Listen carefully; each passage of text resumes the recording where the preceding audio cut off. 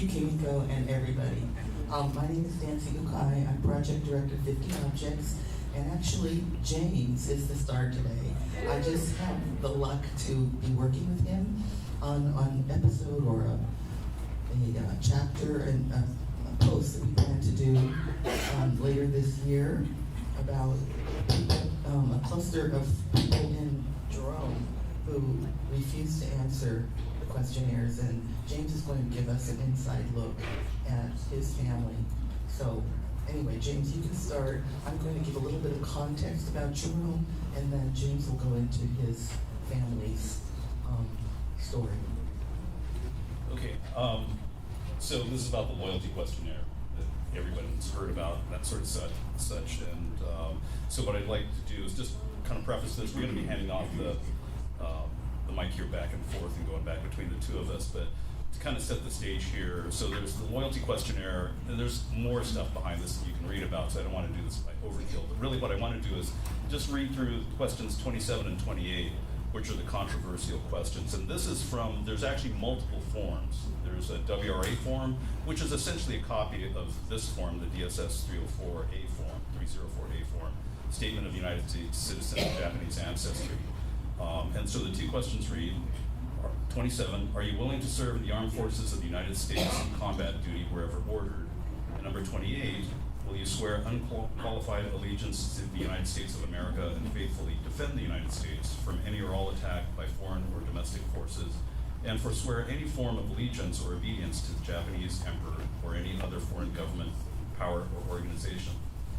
So at any rate, those are the two controversial questions, and really 28 is the one where you see a lot of the, well, both questions, but the WRA in particular is interested in number 28. Okay. Yep, go ahead. Go ahead again. Go ahead one more time. There you go, one more time. Okay, so as James just said, on January 28th, 1943, the War Department announced that it would create an all-Nisei combat team to be composed of volunteer Japanese Americans. There would be a 4-page questionnaire to register the Nisei for selective service. At the same time, the WRA was going to put out a similar questionnaire for leave clearance. Their process for screening and getting FBI clearance for people not in the military was taking a long time, so they decided to bundle these two together. Anyway, this questionnaire came 10 months into life under gunpoint and behind barbed wire. And according to the Tule Lake reports officer, the questionnaire struck the project like a bomb. They just didn't see any kind of resistance coming like they did. The Army wanted volunteers, so not volunteering was a protest. Refusal to register was another form of resistance since it impeded the government's desire to discern loyalty. And most serious form of rejection of the U.S. government was to repatriate or expatriate. And so I'm going to just show you some headlines of the the Jerome newspaper. There were two. This one's called the Communique. And so on January 29th, the day after the War Department's announcement, the banner headline is All Nisei Combat Troop to Fight as Part of U.S. Army. Then general registration opens on February 5th. In other words, this registration to take the questionnaire is going to open. Sign up begins next week for all evacuees 17 years or over. U.S. Army team arrives to begin combat units sign up. So there were people from the Army coming to kind of explain it, sign people up, watch you fill out your answers.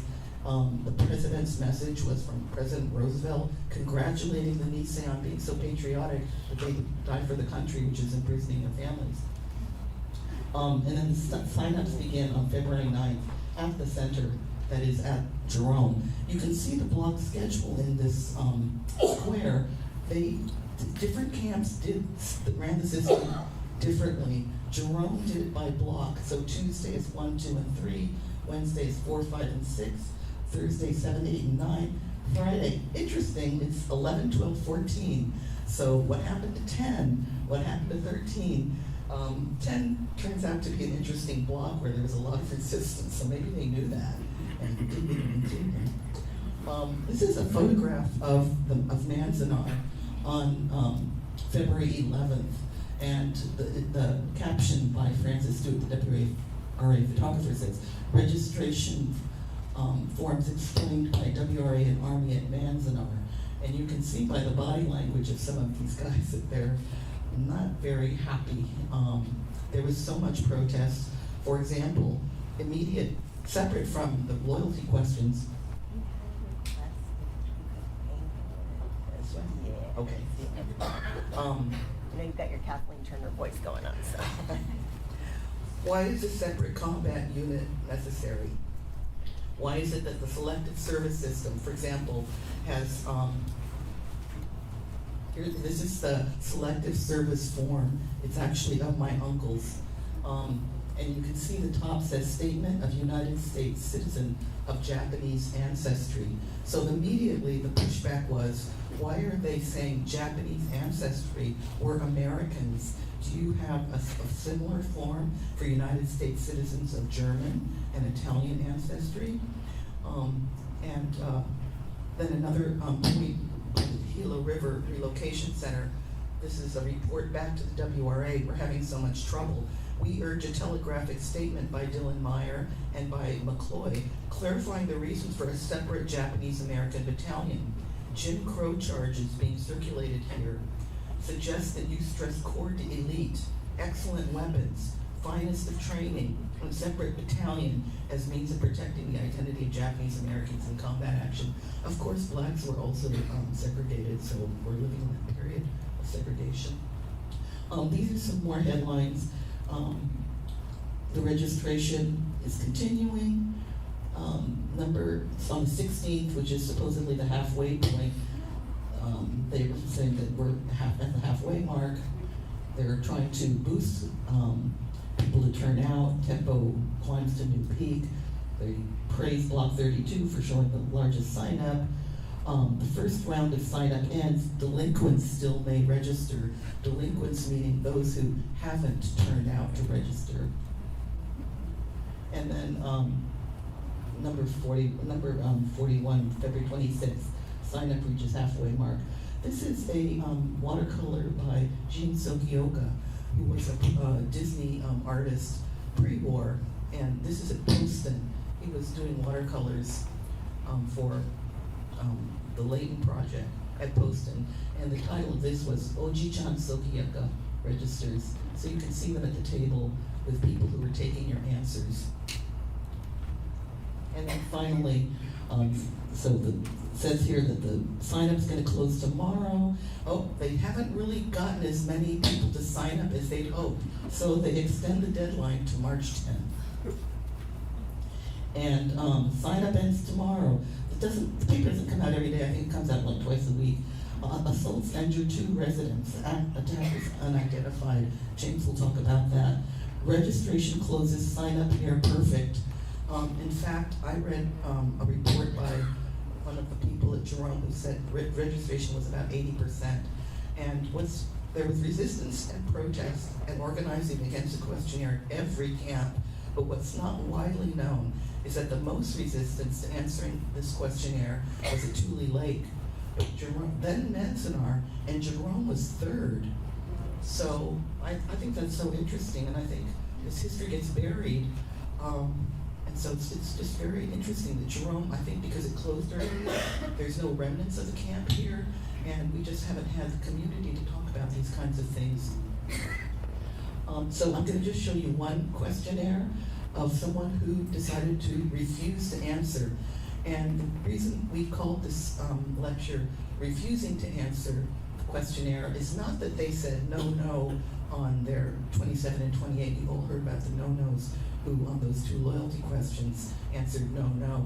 These people had decided because they were going to repatriate, they would just refuse to answer the questions. And this person is named Yamakito Akeji. You can see at the top, it says information on the right-hand side. Another thing that Issei and the Nisei resented was that the title was Application to Leave Clearance. And they're going like, some people said, I don't want to apply to leave. If I'm an Issei, I have nowhere to go, and I don't have any way of means of making a living. I'm not applying for anything. And there were just a lot of resistance to the general concept of application of leave clearance. So for example, at Park Mountain, they changed it to registration. And then in this case, they just changed it to information copy. There's his name, and his first he refuses to leave for outside work. Now, he does fill in some of these questions that talk about his date of birth, his citizenship, his address, his gender. He's 5 feet 4 inches, 150 pounds. He's married. He gives the names of his parents. So he gives this kind of objective information, but for the rest of the questionnaire, he refuses to answer every single question. He's just like shutting down. He's not cooperating.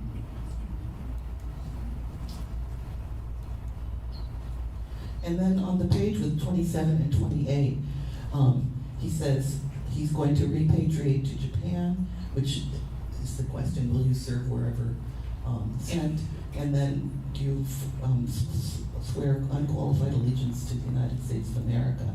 I wish to repatriate to Japan.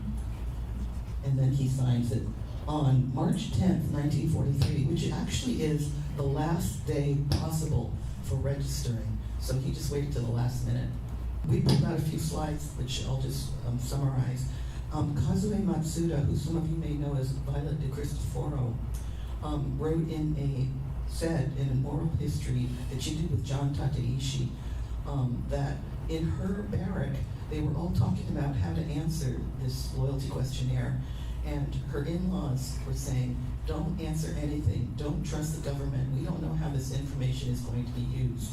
So just write, refuse to answer on everything, and say that you wish to repatriate. And as it turns out, her father-in-law had some property in Japan. He thought, you know what, I have no future in this country, they're from Fresno. We'll go back to Japan, we'll work on this property, and then, we'll leave this country, we'll repatriate, and then the American children would just go with them. It turns out to be a really sad story where he went back to Japan, and the land laws had changed, and he died in a poor state where he doesn't even have a grave. But at any rate, just wanted to mention that there were we know of 4 refused to answer questionnaires in James's family, and then Kazue Matsuda, her brother, and then other people. So it's an interesting project to try and go through the Gila River questionnaires and see how many people did refuse to answer the questionnaire, because I think it's a really interesting example of resistance that we haven't really known about until now. Okay. All right. So let me advance this thing forward here. Can you hear me? Okay, that's a little better. Sorry, I can't read without my glasses. Cheapo, $2.35. Drugstore glasses. So let me jump into this here. Let me advance to the next slide. Hopefully I can hold this thing while I read. But this is a story about, it's titled Paper Loyalty, and it is a story about my father, Johnny, who's 17 years old, and Jerome at the time, and subject to, along with the rest of the family, subject to the loyalty questionnaires, plural. Because we do have, I know that there are some young members, young attendees here at the pilgrimage. There are also folks that are online virtually that are listening to this. I want to preface this as a bit of an advisory here that there is vulgar language in this written piece. I use outdated terminology to describe people of all backgrounds, ethnicity, color, physical ability, and so on. So it's not intended to offend anybody, but it's to put you a little bit into the context of those times, the mentality of those times. And I actually tried to clean this up a bit too. Okay, so anyway, let me go ahead and start this one. Are any of you familiar with Kamishibai? Okay, Kamishibai is a picture-telling story. It's like for kids, right? You see this around in Japan, at least in the old days. Probably now everyone's got screens, but they do these storyboard kind of picture things and give candy to the kids, or that sort of thing. So this is kind of an, for lack of a better description, computer Kamishibai, I guess, of sorts. So I'm going to read this and I'm going to advance the slides here. Here it goes. It's called Paper Loyalty. Wednesday was a bad day. As the endless inmate queue snaked towards the Block 36 mess hall, now commandeered as the prison administration's centralized registration office, a tense and somber mood laid heavily over the line of hundreds of delinquents who failed so far to officially register their national allegiance. No one spoke casually, only moments of short, quiet conversations, grumbling and sighs interrupted the uncomfortable silence. By last Friday, over 1,000 inmates, nearly 20% of those required to do so, still hadn't registered. During the past weekend, some people beat up Dr. Thomas Yatabe of the Japanese American Citizens League and Reverend John Yamazaki of St. Mary's Japanese Mission. Few openly said what many thought. They may have been stool pigeons or inu, informants for the prison administration. Simmering pressures in Jerome had boiled over. Osamu Okumura, whose nickname was Johnny, stood patiently in line with his father, Seisuke, and his sister Toyo for their turn to seal their fate before U.S. government officials. The hours crawled all Wednesday towards the looming 5 p.m. deadline as the inmates crept towards the mess hall entrance. Meanwhile, Johnny's mother Tome and his oldest sister Masako stayed home in their Block 4 barracks quarters. Masako couldn't stand in line for hours indefinitely. The brain fever she had suffered since childhood had left her crippled with a rigidly paralyzed right arm and speech impediment. Stress triggered her periodic seizures. Tome and Masako couldn't stand in line to register their national allegiance that day, even if they wanted to. Since this whole mess began, Johnny wasn't alone in his thinking. Like most other inmates, including his parents and sisters, Johnny knew the U.S. government had violated their civil rights as U.S. citizens, and now in return, the government was demanding their loyalty despite its blatantly abusive behavior. Bakayaro fools. Long before their imprisonment, from well over a decade earlier, Johnny began each school day standing with his teachers and classmates, faced the American flag with its 13 stripes and 48 stars, and with their right hands over their hearts recited in unison, I pledge allegiance to the flag of the United States of America and to the republic for which it stands, one nation with liberty and justice for all. Johnny cared little for sports and athletics. Airplanes and ships stirred his interest, but Johnny's father, Seisuke, felt judo instilled good character and made him practice it from the age of 5. Johnny attended weekly practice sessions and learned throwing techniques and physical training at the Moneta Judo Dojo. Head instructor Toshitaka Yamauchi also instilled the Kodokan Judo principles of Seiryoku Zenyo and Jita Kyoe, the worthy use of human efforts and mutual prosperity, which promoted the advancement of the community and society at large. Yamauchi Sensei encouraged Johnny and his fellow students to embody the judo spirit, to become worthy people, to do good and commit to doing their best, to maintain interests in literature and martial arts, and to always be aware there is only one journey in life. But beyond the classroom and dojo, the world fell far short of the ideals Johnny's teachers and sensei taught their students. California laws prohibited his immigrant Issei parents, Seisuke and Tome, from ever owning the land they farmed for decades. Unlike Negroes, Mexicans, Indians, and other races, the U.S. government considered Orientals, like immigrant Japanese Issei, as aliens ineligible to citizenship and prevented them from becoming naturalized U.S. citizens. U.S. laws enacted before Johnny was even born prevented Japanese like his parents from immigrating to this country. White society believed them to be unassimilable and an economic threat with a low standard of living. Despite all the racial prejudice, Johnny, born in Los Angeles, like his 3 sisters, was a U.S. citizen. Even if the Okumura family immigrant parents couldn't become U.S. citizens, the children were by birth and legally bestowed their civil rights. The Bill of Rights and U.S. Constitution guaranteed it, and they not only believed it, but counted on it. Johnny was 16 years old that December morning in 1941 when the tsunami effects of the East Asian War crossed the Pacific Ocean and slammed American shores. The nativist backlash against the Japanese community erupted swiftly. Los Angeles South Bay newspapers reported demands that all Japs be rounded up and shipped off. Radio program crackled and spewed the decades-old anti-Jap vitriol of unbridled mob hate mentality. The FBI arrested and detained Johnny's family relatives, Soichiro Hamano and Sakichi Takeuchi, without charges after December 7th. Their respective wives, Hiroko and Matsu, had to comfort themselves and their children for days until they eventually learned of their husband's imprisonment at the Department of Justice's Tuna Canyon Detention Center. By March 24th, the Western Defense Command announced 8 p.m. to 6 a.m. curfews and 5-mile travel restrictions for all alien Germans, alien Italians, and all persons of Japanese ancestry. Finally, rumors came true. On the last Monday in March, the 30th, while walking home from school, Johnny saw the posters conspicuously nailed to telephone poles, fences, and walls. Civilian Exclusion Order Number 2 proclaimed that all persons of Japanese ancestry be excluded on or before noon, Sunday, April 5th. The responsible family, a member of each family, was instructed to report to the Wartime Civilian Control Station at the Employment Service Office during the next 2 days. After reporting as instructed, Johnny's father Seisuke and sister Toyo returned to their Lomito home with the news. The family had to get rid of or store all their belongings, settle all their affairs, pack as instructed, only beddings, linens, toilet articles, extra clothing, essential personal effects, limited to that which can be carried by the individual or family group, and early on Easter Sunday morning, report for temporary detention. To comply with the exclusion orders, Johnny's parents lost their agricultural business. They sold their farm equipment and their cauliflower and cabbage crop to Joe De La Torre for an agreed upon $1,700. Joe took out a farm security administration loan to fund the purchase, but after the War Relocation Authority took over handling the agreement, Joe said he could only pay half that amount. Instead of arranging financial terms for Joe to fully pay the agreed upon amount, the WRA made Johnny's family accept half. Liberty and justice for all was not what Johnny witnessed.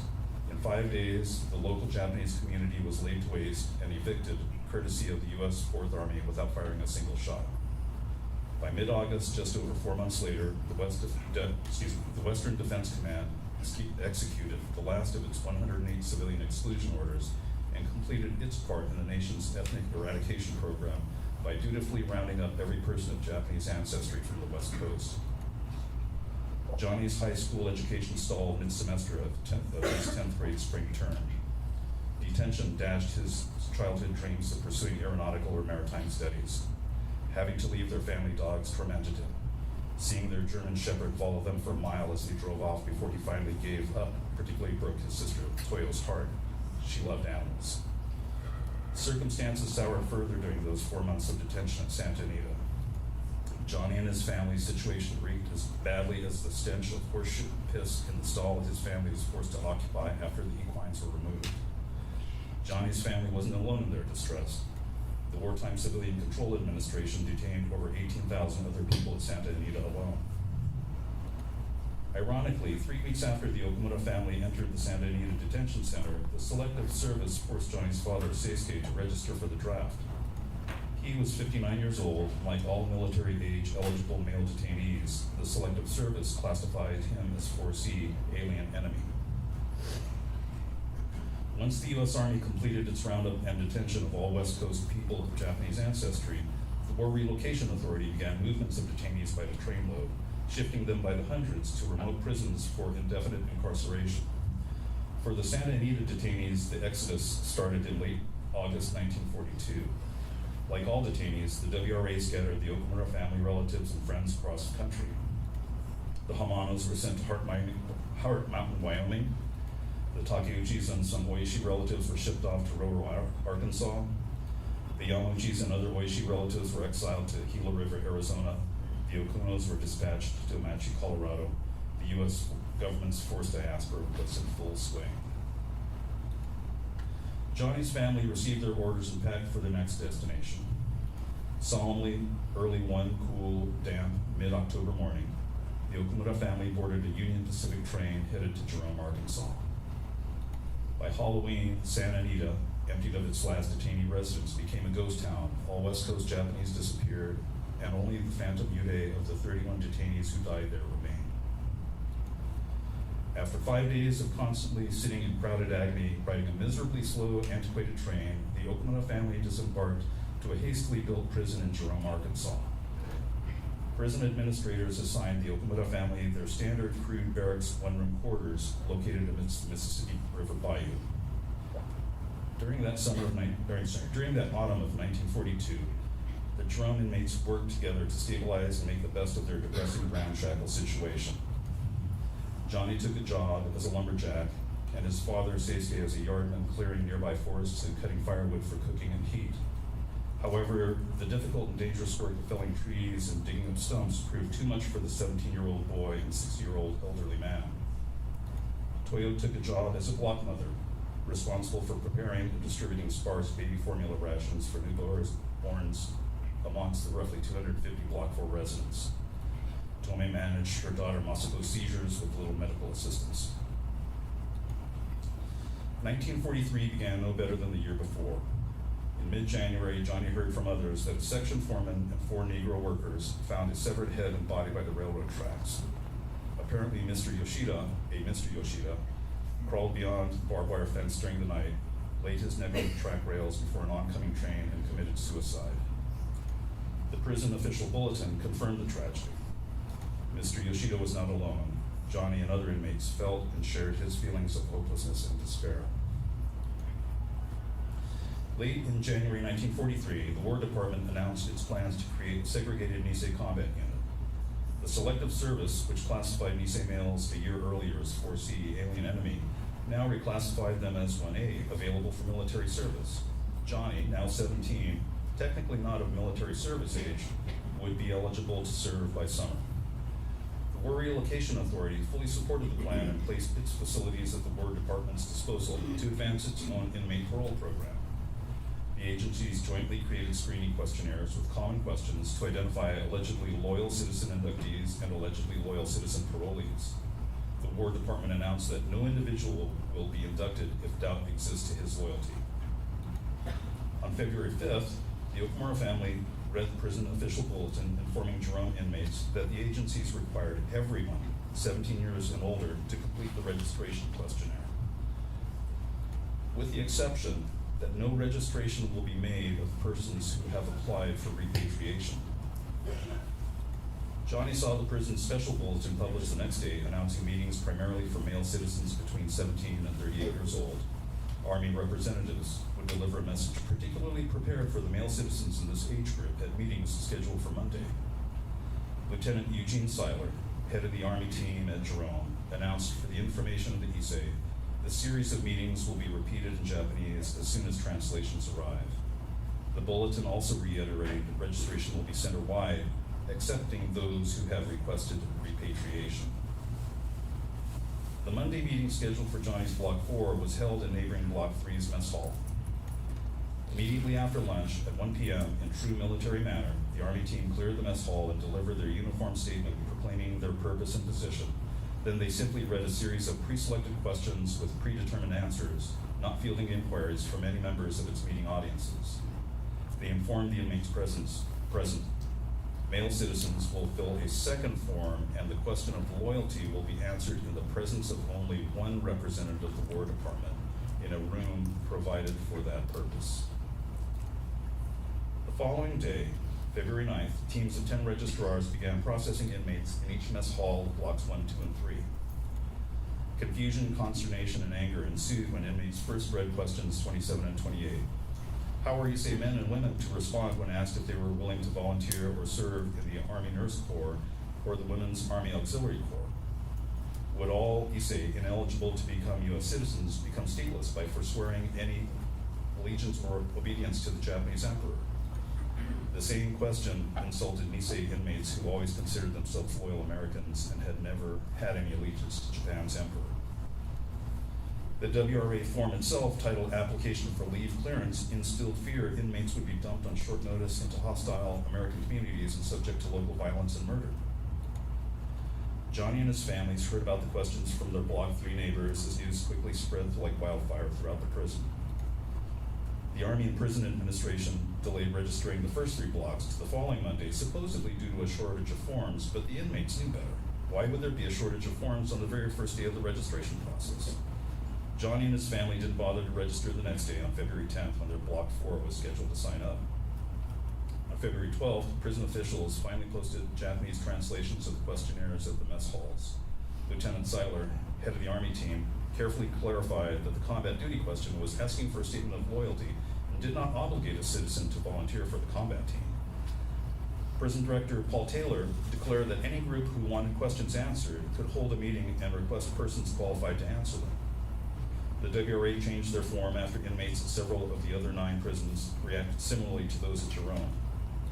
They changed the form title to Information and altered question 28 to ask if they would abide by the laws of the United States and take no action which would in any way interfere with the war effort of the United States. But the changes only applied to immigrant Nisei inmates. Nisei inmates, including women and minors, were still required to complete the original application for leave clearance form with its unchanged objectionable questions asking about their willingness to serve in the military and their allegiance to the Japanese emperor. The block-by-block registration ended on George Washington's birthday, February 22nd. Registrars now centralize their office in the Block 36 mess hall to register any delinquents. By February 26, roughly 2,500 of the required 5,800 inmates still had not completed their registration forms. To achieve their numeric goals by the March 3rd deadline, prison officials pressured inmates to register and warned delinquents would be reported to Washington. The inmates already knew they were in a prison. Could it get much worse? To resolve their dilemma, inmates discussed amongst themselves their possible options, the consequences of their choices, and how to respond to problematic questions 27 and 28. Some who responded yes, yes, didn't understand why others replied no, no, or could even consider such an answer. Some who replied no, no couldn't see how on earth others could answer yes, yes. Oh, sorry. Some others wanted to qualify their answers for their own unique situations. Upset with their poor treatment at the hands of the U.S. government, some activists like Reverend Shizuo Ukai and George Kuratomi advocated their positions of supporting Japan. Some wanted to repatriate to Japan and were assaulted. Others, like Dr. Thomas Yatabe and Reverend John Yamazaki, who advocated U.S. loyalty, were also assaulted. The divisive effect of registering national allegiance corroded the inmate community. Excuse me. For 17-year-old Johnny, like many others, family relationships strongly influenced his registration decision. What would his parents do once they were released? At 60, Seisuke and Tomi were told to start farming again. Toyo handled all the family's legal and tax matters. She needed Johnny's support to keep the family together. Crippled Masako couldn't be left alone. If Johnny were drafted, would he be sent into a Pacific combat zone where his third sister Mie might be? She went to Japan before the war, got married, and stayed there. Might Johnny be stuck in a position to forced to kill his judo instructor, Yamuchi Sensei, who got trapped while traveling to Japan when the war started? If Johnny and his sisters registered differently than their parents, might Seisuke and Tomei be deported with the children stuck in the U.S.? The U.S. government's loyalty questionnaire caused families to argue and fight between and amongst themselves about their choices. For weeks, you could hear arguments through the barracks partitions and walls. Some families refused to speak to each other and were torn apart. Others stayed quiet. Like all inmates, the Okumura family discussed their reasoning and considered their options. Okay. I'm off here. The March 3rd registration deadline came and went. Nothing happened. The Okumura family didn't register, nor did over 1,000 of the total 5,800 inmates required to do so. On March 5th, the Army team and prison officials extended the registration's absolute deadline to 5 p.m. Wednesday, March 10th. Prison Director Taylor threatened delinquents with 90-day jail sentences for noncompliance. Johnny and his family decided to complete their registrations on the final March 10th deadline date. On that cold and damp Wednesday, Johnny, Seisuke, and Toyo joined the other inmates standing in the seemingly endless Block 36 mess hall registration line, while Tomei stayed home to care for Masako. Hours later, finally inside the mess hall, Johnny observed the registration lines filling the floor space. Opposite each inmate sat a registrar and reviewer. Japanese language interpreters sat at some tables. One by one, inmates took their turns to register. At last, it was the Okumura family's turn. As the Army promised, the registrar determined Johnny was 17 and directed him to a separate room to answer his Selective Service Form DSS 304A in private and in the presence of an Army representative. Feeling threatened and frustrated, Johnny answered the first few basic questions: name, birth date, birthplace, current address, sex, height, weight, and marital status. Subsequent questions probed intrusively, so Johnny read them before answering. They asked for the names, addresses, occupations, and citizenship of relatives in the U.S. and in Japan, dates and destinations of any foreign travel, religious affiliation, membership in or contributions to any organizations or clubs, foreign language ability, sports and hobbies, personal references, magazines or newspapers regularly read or subscribed to. Johnny felt his hot anger building. that was none of the government's business. Finally, the two gut-punching questions. Question 27, are you willing to serve in the armed forces of the United States on combat duty wherever ordered? Question 28, will you swear unqualified allegiance to the United States of America and faithfully defend the United States of America from any or all attack by foreign or domestic forces, and forswear any form of allegiance or obedience to the Japanese Emperor or any other foreign government, power, or organization? Indignant, Johnny's blood boiled with contempt. Emotions from repressed memories resurfaced of the discrimination he and others who looked like him suffered before their detention. The U.S. government crushed his personal dreams and obliterated his community. There were never charges filed for his imprisonment. No due process is guaranteed by the U.S. Constitution. His civil rights are as meaningless as his U.S. citizenship. No liberty and justice and for all. All nothing but a big farce. Johnny refused to answer any more questions. He stood up and declared, I have forfeited my citizenship and will repatriate to Japan. The Army representative recorded his renunciation and expatriation intent, marked all unanswered questions as refused to answer, and dated the form. The registrar forced Johnny to sign the form and was shown the door. Outside the mess hall, Johnny met his waiting father and sister. They too had responded similarly to their own registrations. Prison administrators said those requesting repatriation were exempt from registering, but they still made Johnny and his family register. Another broken promise, another lie. In the cold and damp winter air, Johnny, Seisuke, and Toyo joined the other inmates, carefully walking across the slippery, muddy streets, and returned to Tomen Masako, awaiting them in their Block 4 barracks. Wednesday was a bad day.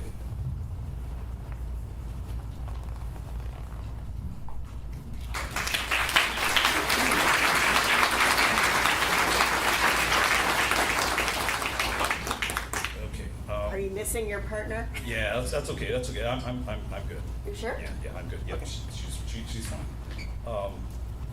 So at any rate, that's paper loyalty. That's essentially it's. I didn't preface this right, and there are a couple of things, caveats I should have said here first. One is that this is written. This is stuff for me. This is not going to be published. This is basically I want to put stuff down on paper. So this is one of those family stories you want to stick out. You don't want to necessarily stick out there, but you want to document it in some way, shape, or form. So that's kind of the why I did this. Kind of dovetailing with the previous session here, the story is effectively true because I've had conversations with my father before he passed away, so I kind of know his state of mind, the reasons that he did what he did in terms of the loyalty questionnaire and beyond. Anyway, so it's in the genre of what do you call this? Dramatic nonfiction. I guess for those of you who are writers, that's kind of the direction that, because I was having the hard time doing like Alden and all the other authors are saying, it's hard to do, especially when you have a complicated story. So I'm going to bore you with what the aftermath is, right? So what happened to Johnny? Because he's a 17 years old kid, so what happened to him? So I'm going to bore you with some slides. I'm going to try to talk to this and hopefully not take up too much time here, because I know I'm holding everybody, including the virtual audience, between now and their lunch, so people are hungry, I'm sure. You're fine. Okay. So let's see. You know what? Let me skip over some of these eye charts here. Okay.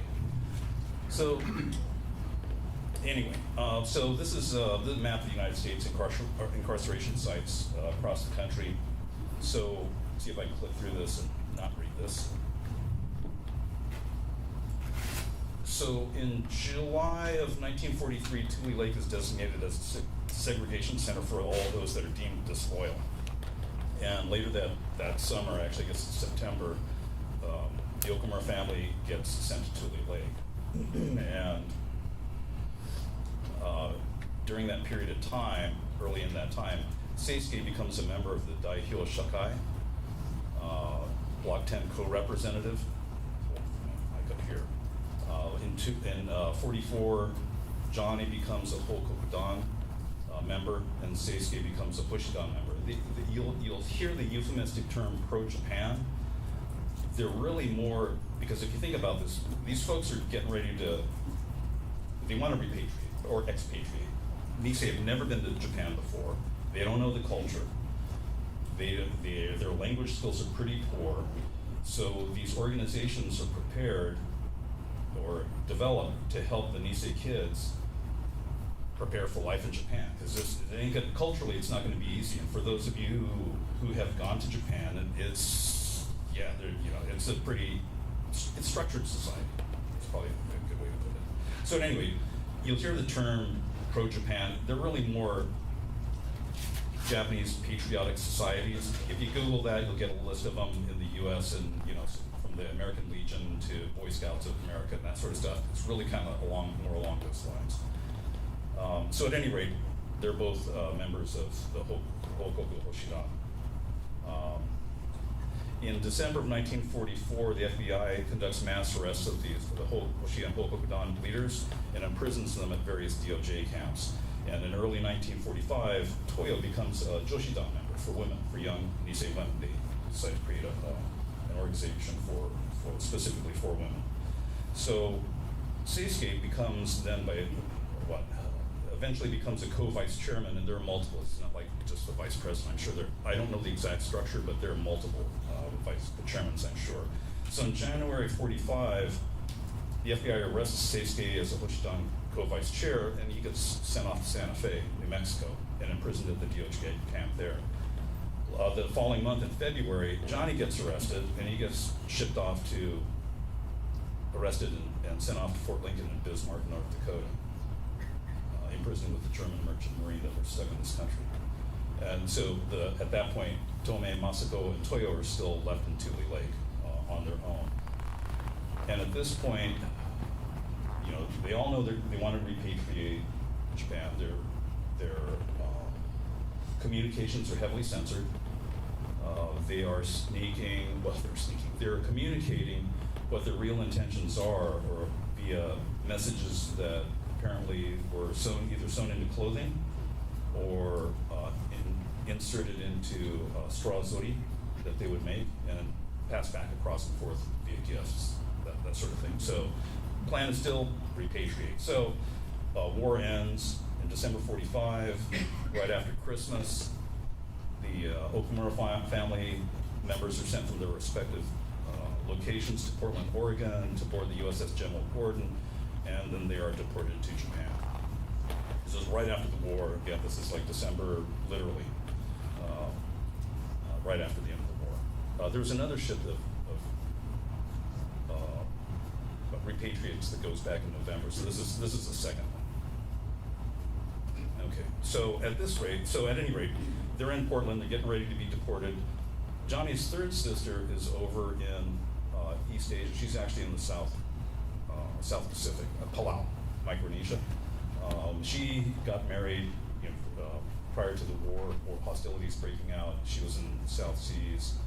Her story I don't know a whole heck of a lot about, but there were roughly about, from the accounts that I've heard, are somewhere about in the tens of thousands. I've heard as high as 50,000 Nisei that were trapped somewhere in, not necessarily Japan proper, but they could have been in Manchuria or places in China, or like in my aunt's case, in the South Pacific, that were American citizens, just someplace stuck in the greater Japan, if you will. So sometime before it gets too bad in the South Pacific, she makes her way back and returns to Japan. The rest of the Okumura family members are deported, so they board the General Gordon. They 2 weeks across the Pacific Ocean in the middle of winter, heading into the wind. And so now they're all in Japan now, departed Wadaga Port near Tokyo, and to a devastated Japan. So they return to their my grandparents' ancestral hometown in Miyake, Iseshima, around in that neck of the woods. Let's see. It's complicated, so you can kind of see why this is difficult to write as nonfiction, and how boring it can be too. Or you can, but sorry. Okay, all right, so at any rate, they make it back to Miyake, they're over in Iseshima. And this is in the 1946, they've all returned there. So in 1948, there's legal action that's going on about these renunciate cases. And in 1948, Judge Lewis Goodman, Jewish American man, he's one of the good guys, should be honored, He rules in favor of the renunciants, that the class action suit by Wayne Collins and the Tule Lake Defense Committee. The other gentleman to the far left photo, that's Tetsujiro Nakamura, I believe. Hope I got that right. At any rate, Tule Lake Defense Committee, they've been filing lawsuits to try to get those renunciations canceled. And so, amazingly enough, Judge Goodman rules in their favor against Tom Clark, who's on the right side. He's the Attorney General of the United States. He's the US AG at that point in time. So effectively, let's see, I'm sorry. Okay, to go a little bit further into this. So that's the initial ruling in 48, and I don't have the exact dates on the subsequent ruling here, but the DOJ, Clark and Company, they appeal it to a higher court. So they appeal it, and they win a partial victory, if you will, from their side. The higher court, the appellate court, rules that, okay, for the kids, the minors, those that were, that were minors at the time, they, in fact, their renunciations were coerced. They really didn't have much of a choice. So we'll cancel those. Those renunciations. They're U.S. citizens. Anybody that was considered an adult, well, you know what? We're going to make you go through this affidavit process to make sure that you're actually a loyal American and not necessarily one of the potential terrorists, right, or disloyals. So Wayne Collins and the Tule Lake Defense Committee, and I hope I have this right, is that they go through this affidavit process. And what was a class action suit in Abo versus Clark now becomes this one by one, individual case by individual. And there are roughly about 5,000 renunciants. So imagine 5,000 of these affidavits going through and how long that takes. And so so Wayne Collins, the Tule Lake Defense Committee would file these affidavits. DOJ would reject it. Nothing, rejected. So what they would do is that Wayne Collins and the Tule Lake Defense Committee would resubmit another affidavit for the same individual. So of those 5,000 renunciants, multiple affidavits were filed again and again and again. Those affidavits are over in the San Bruno National Archives. That process of reviewing those affidavits took over 20 years. And this started somewhere in I think in the late 40s. I don't know the exact court date of that appellate court ruling, but it's subsequent to that. So, okay, so let's get back to the family. Okay, so 1948, 1952, Johnny, who's renounced his US citizenship, this gets even more complicated. Do I have time? Okay, I'll try to make this short. 1924 immigration law, Japanese Exclusion Act, anybody that was before that was automatically a dual citizen if you're Japanese American. You're born on US soil, your heritage or your ancestry is Japanese, you're considered legally a dual citizen. After 1924, after the Japanese Exclusion Act, Japanese would have to, or Japanese Americans would have to register their births with the Japanese consulate 2 weeks after their birth in order to maintain the Japanese half of their citizenship. So in my dad's case, he was born in 1925. He missed that cutoff, and he was in a farming family, probably didn't have time, the family didn't have time to go to the consulate downtown in Los Angeles to go fill out the forms to do that. So he's US citizen only. So at the point in time when he renounced his US citizenship, he was effectively stateless. The other sisters were being older, they were born before 1924, they were actually dual. So when they renounced their US citizenship, or the few that did, ended up still maintaining some citizenship that was Japanese, but Johnny at this point is stateless. So 1952, he's still stateless, he joins the US Air Force. Korea conflict's going on, and he joins, so this is his induction photo into the US Air Force. He meets my mom, Yoshiko Yanagihara, they get married. Go to later that same year, 1952, he gets his Collins letters saying his renunciation was canceled officially by the original Abo versus Clark. So now he's a US citizen again, Aba Nitio, from the beginning. It's like there's no gap. So at any rate, after that, then my parents have a couple kids, my older brother, older sister. He gets his honorable discharge. They sail on a troop ship back to California, and then I'm born and my sister's born. Meanwhile, in 57, this affidavit process is still going, right? There's all these renunciates, 5,000, all these affidavits that are still going on. So in 57, Toyo files her affidavit, and ultimately the end result of that is her citizenship renunciation is canceled. She's now back to being a dual citizen. She's regained her U.S. citizenship. She's now a U.S. citizen again, thank God. So, years are passing, everyone's getting older. 1960, Seisuke dies. 70s and 80s, Masako Tomei die.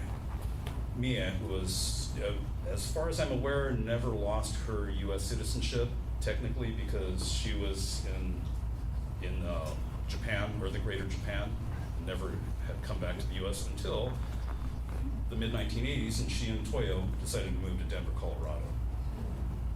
And then one note here, I should say, one of the things that was really kind of pissed me off, but was that due to, and this is in the late 90s, so I don't have the exact year, but due to immigration law changes in Japan, Toyo, and I would assume Mie, but I'm not 100% sure, but I know Toyo for sure, was forced to choose by the Japanese government whether she wanted to maintain her U.S. citizenship or her Japanese citizenship. Now, she's 80 years old at this point. She's well into her 80s at this point. But to be in your 80s and being considered Japanese, or at least part of you's Japanese, your citizenship, and they say, you know what, you're going to have to choose now. You can't grandfather that one in. Anyway, the end of the sad story is that she chose to maintain her U.S. citizenship and forfeit or give up her Japanese citizenship, Japanese nationality. I think a lot of that had to do, I suspect a lot of it, don't know for a fact, that Japan was having an influx of dual citizens from Brazil, Latin America, labor shortage, that sort of stuff. Anyway, so in the 2000s, they all passed away, and that's kind of the end of that. So that's the aftermath. That's paper loyalty and the other piece. Let's see. Okay, I don't know if I'm going to go through the art charts, so I'm just going to go through the art, just show you this, because it's back to the loyalty questionnaire, enough of the family. So this is the overall, this is the loyalty questionnaire results, and this is from the final registration results from the evacuated people. It's one of the WRA social scientist compilation results. So it shows you that about 88%, 87, 88% of those were no's, or I'm sorry, were yeses, the remainder are variation of no's, no's, didn't answer, didn't register, unknown, qualified the answer, and so on. Okay, so you know that there's 78,000 here. There's still about another 40,000 that are kids. So this doesn't really tell the full story, right? It's that void. Okay, I'm gonna go here by the camp, and this is kind of the eye chart, and the blue, don't bother with the numbers, just kind of look at the blue. The blue are the yes responses. So Hamachi and Minidoka had the highest yes response rates. They were like 98, 90, 99%, really high. Those that were also above 90% were Heart Mountain, Rower, Poston, and Gila River. And then you get to Topaz, Manzanar, Jerome, and Tule Lake. Jerome specifically had about a 75% rate. Tule Lake had even worse. And see, as a social scientist, you analyze this data and so on and so forth. And so it's easy to see why Tule Lake was deemed or designated as a segregation center. But the other thing was, as you could probably get the sense of, that when I read Paper Loyalty to you, was that it was a kind of a messed up process. We kind of botched it up, really. If you wanted a bunch of yeses, how they handled it was very poor. And it was not handled uniformly across the camps. How those loyalty questionnaires were handled was left to the individual project directors and the individual captains of the Army team. So they had some overall instructions, but the actual execution of it was left up to those individuals. And what ended up happening at Tule Lake was that similar sort of thing is what happened was very similar to what happened in Jerome. The miscommunications, the questions about the questions, the lack of answers and all that sort of stuff. The big thing with Tule Lake was that during this whole process, the Army came in into Block 42 and they arrested a bunch of the Nisei kids that were supposed to register. They were Block 42 distals. And they arrested them and they stuck them over into the local county jails. So that act alone then incited even more people not to register. So that's why you see the results there. It's more indicative of how it was handled, how the loyalty questionnaire was handled and presented, and not a true measure of anybody's real loyalty. You know, you look at the high ones, like if you go back to like Minidoka, they had like, the Issei had 5 days worth of meetings before they even distributed the loyalty questionnaire. And they had discussions with the camp directors, what was coming up, that sort of thing. So you can see that the result on that case with the involvement of the community was much higher. So when you get to this loyalty questionnaire, and that kind of goes back to the whole thing about paper loyalty. Loyalty isn't a piece of paper. It really isn't. So anyway, I think that's it. Let me roll the credits here, because I got to do that too. Is this it? Yeah. Okay. This is just, as you can see, that was like a PG-13, maybe borderline rated R Kamishibai. So,